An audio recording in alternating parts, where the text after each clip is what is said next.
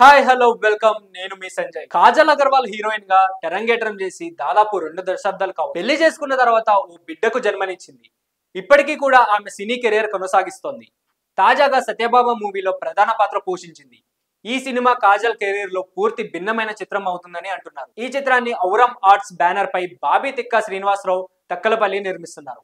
Major movie cinema ద్వారా మంచి దర్శకుడుగా పేరు తెచ్చుకున్న శశికిరణ్ తిక్క ఈ చిత్రానికి స్క్రీన్ ప్లే అందించారు. ఈ సినిమాకు సుమన్ చిక్కాల దర్శకత్వం వహించారు. ఈ నెల 24న ఈ మూవీ ట్రైలర్ ను నందమూరి బాలకృష్ణ లాంచ్ చేయనున్నట్లు చిత్ర నిర్మాతలు ఇటీవల ప్రకటించారు. బాలకృష్ణ ముఖ్య అతిథిగా రావడంతో సత్యభామ సినిమాపై అంచనాలు భారీగా పెరిగాయి. భగవత్ కేసరి చిత్రంలో బాలకృష్ణ కాజల్ అగర్వాల్ కలిసి నటించారు. అయితే ఈ సినిమాలో వీరిద్దరూ కలిసి నటించిన సీన్స్ లేకపోవడం అభిమానులు కొంత నిరాశకు గురిచేసింది. బాలయ్య 109వ చిత్రం కాజల్ అగర్వాల్ కథానాయికగా నటిస్తుందని అనేక వార్తలు వస్తున్నాయి. ఈ విషయంపై అధికార ప్రకటన రావాల్సి ఉంది.